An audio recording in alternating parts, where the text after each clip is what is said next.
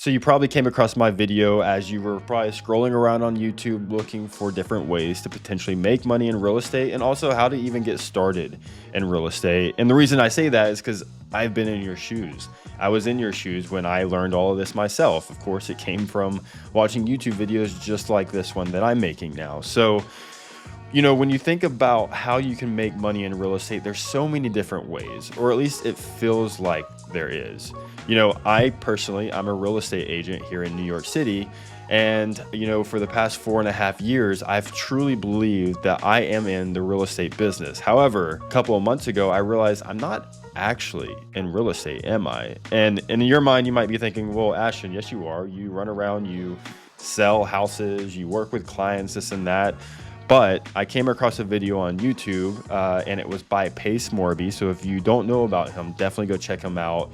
He's a big reason why I even got into any of this real estate investing stuff to begin with. One thing he mentioned that has really stuck with me ever since I heard it is that real estate agents themselves, they are not in real estate. You're not a part of the real estate game. And in my mind, I thought he was crazy. I was like, yes, of course I am. But the truth is, I am simply just a real estate service provider for the people who are actually in the real estate game, which are the buyers, the sellers, the investors. When you think about it, you really got to think about what is the difference between a service provider and an investor.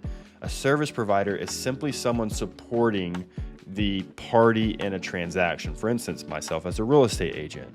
A lender is a service provider. The title company is a service provider. Contractors, they're service providers.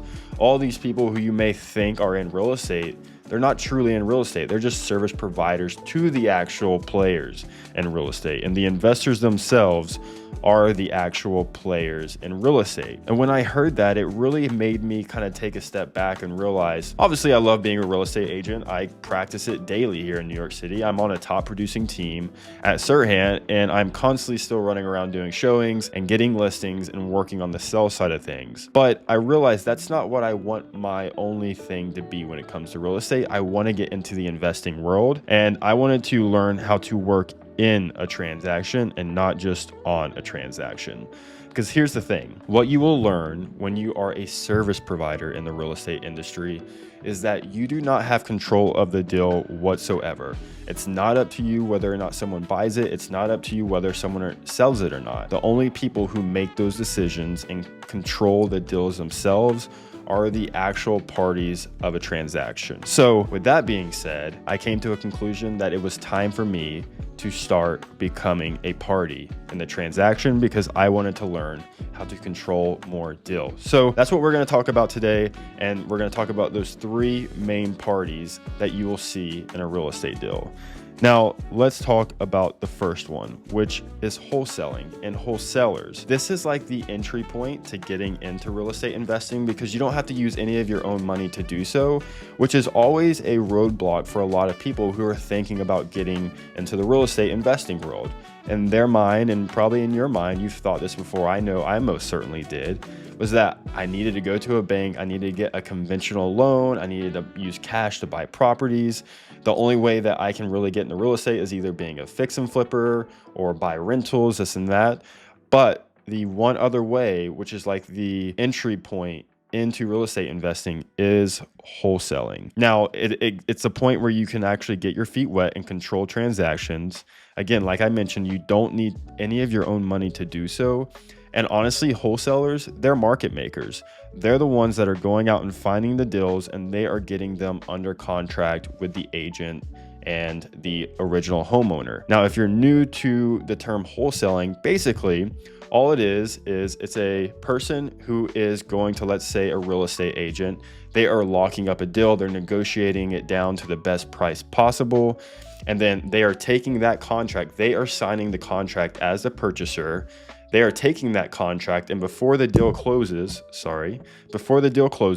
they are assigning that contract to an end investor. So the fact that they are on the contract as a party, they control the deal. They are finding the seller, they are finding the deal, and then they are finding the investor, and they are marrying the two. So that's one thing that's really important to keep in mind. And what they do is they then assign that contract to an end investor, and that end investor will then pay them a finder's fee, whatever it may be, based on the deal at hand. So a lot of people may think, well, why would investors pay these people to bring them deals? But if you think about it, fix and flippers, for instance, they rely heavily on wholesalers because they're busy trying to work on their current projects. They don't have time to go out and negotiate and find deals. So that is the value that a wholesaler can bring to the table. Now, there are agents and sellers out there that are hesitant to work with wholesalers because unfortunately they have kind of gotten a bad name for themselves, because as you know, one bad situation kind of spoils it for the rest of everybody else who does it the right way. But there are ethical and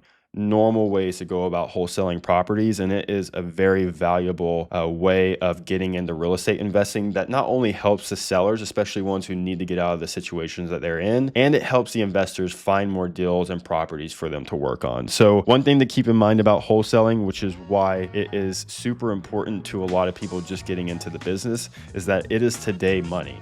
I could literally go find a deal, get it under contract, assign it to an end investor, and close within 30 days and get paid that assignment or finder's fee within that 30 days. So wholesaling is creating active income that is coming in and that you can create to come in every time you do a deal. And it can happen pretty quick if you know how to find deals. So that's the first way of making money in real estate. The second way, which we kind of hit on, was fix and flipping. With fix and flipping, you've probably seen this all over HGTV, watching all the shows. I know I have. I grew up watching those shows, and one of the reasons I got into real estate to begin with. But basically, fixing and flipping a property, you're buying distressed properties at a discount. A lot of times, like I mentioned, they're buying them from the wholesaler. They're renovating it and then selling it back on the market for a profit. They will do this with either single family homes, multifamily properties, new construction properties, developments, whatever it may be. If they are buying a property at a price, building on it and fixing it up, and then selling it for a higher price and making a profit, that's fix and flipping. So obviously, you know, with fix and flipping, you have to be able to have cash to put into deals, or you can get hard money loans, or you can have private money partners that you are working with, so you don't even have to bring in any of your own money. And what's great is with wholesaling to a fix and flipper, you can either have them pay you an assignment fee, so you're getting that active income, or you can bring the deal to the fix and flipper and say, hey, I don't need you to pay me the assignment fee up front, but what I would like to do is, since I brought you this deal, whenever you fix it up and you flip it and it sells on the market, I want a percentage of the profit off the back end, so the wholesaler can even stay in the deal, which is pretty cool. Instead of renting it out on the market after they fix it up, they usually sell it because, again, they put a lot of cash into the deal to purchase it, and they want to get that cash out as soon as possible because they need a higher cash on cash return. Whereas if you put a lot of cash into a deal and then rent it out, you know, your cash on cash return is going to be very low at the end of the year. So a lot of these fix and flippers, they end up actually selling it after they flip it, in whether it's 2 or 3 months, so that they can get that cash back out and put it into their next project. As I mentioned with wholesaling was today money. Fix and flipping is tomorrow money. And that's because it takes a few months to obviously get the profit out of the property, because you have to fix it up, you have to put it back on the market, and hopefully it sells. Whereas again, with wholesale, you get that money within like 30 days, which is pretty cool. So that's the second way to make money in real estate. And really the third and final way is through buying and holding. Obviously, buying and holding is a goal for a lot of people. It's really a long-term strategy, and it's not something where you're looking to make a quick buck. You are literally buying properties to generate monthly income or cash flow and really build a long-term portfolio, which you then kind of build up, and you can build a huge amount of wealth by doing so. And what's great is when you are buying properties to hold on to and then rent them out, you get so many tax benefits because you get to use the depreciation in the property to write off some of your other active income. So for instance, when you think about a wholesaler, right? A wholesaler, again, it's active income. It's money they are bringing in, hopefully on a monthly basis if they're doing enough deals. That income that they are bringing in, they have to pay taxes on. It's regular income. However, if a wholesaler, let's say, goes out and brings in $100,000 one year, and then they buy at least one of those properties to hold on to and rent out, they can use that depreciation from that rental property to then write off taxes on that active income from wholesaling. So you see a lot of wholesalers do that in order to lower their tax liability from the active income of wholesaling. They'll buy and hold on to a property for depreciation. However, you will also see just a ton of investors in general buy properties, especially towards the end of a year, in order to make sure that they are getting some depreciation to write off their active income from whether it's wholesaling or any other job that brings in active income. So really the tax benefits are great. Obviously, you get appreciation over time. The property appreciates. You can put the rents up over time, and eventually your cash flow can grow. And there's so many other benefits to buying and holding properties. And obviously, you know, a lot of people may think that, you know, to buy rentals, it's tough, right? You have to go through a bank, you have to qualify, there's a bunch of red tape. But if you watched any of my past videos, we talked about how you can structure and buy properties on seller finance. You can buy them and purchase them subject to the existing mortgage in place. You can go to a private money lender and bring them in on the deal. There's so many different ways to structure these creatively. And then also you could even go after investor loans, which we can talk about further in another video. But there's so many great ways to purchase these kinds of properties, and you don't even have to use any of your own money for that as well. So when it comes to buying properties, when it comes to making money in real estate, there are three main ways that I mentioned that can really kind of help you get into the game and be an active party in the transaction and control that deal. Like I mentioned with wholesaling, it was today money. Fixing and flipping is tomorrow money. Now buying and holding is forever money, because again, you're building that long-term portfolio and building wealth over time. You're not necessarily making a ton of money up front. This is for more of a long-term game. So other than that, that's really about it when it comes to the top 3 ways to make money in real estate. So just something to keep in mind, no matter where you're at on your timeline with getting into real estate. If you're brand new to the game, looking to get into wholesaling. And one thing I will say about wholesaling is that it's a great way to see how fix and flippers are doing their projects, how they're running their projects, what kind of deals they're looking for to make a profit on.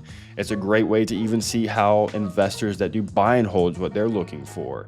It really kind of helps you get your head around how the real estate investing game works. So I highly recommend starting with wholesaling, but make sure you do it the right way. Make sure you're honest with people, because you can bring a lot of value to the table as a wholesaler, but you want to make sure that you are doing it in the best way possible and not continuing to ruin the reputation that some wholesalers can get. So if you want to go into the description of this video, you can see some of the tools that I use to find some of these deals, whether they're on market or off market. I've wholesaled deals myself. I help people find investment properties to fix and flip. I've helped structure creative deals, whether it's purchasing subject to or purchasing seller finance. And so if you have any questions, definitely reach out to me, but make sure you go into the description to look at the tools that I use to find these deals on and off market.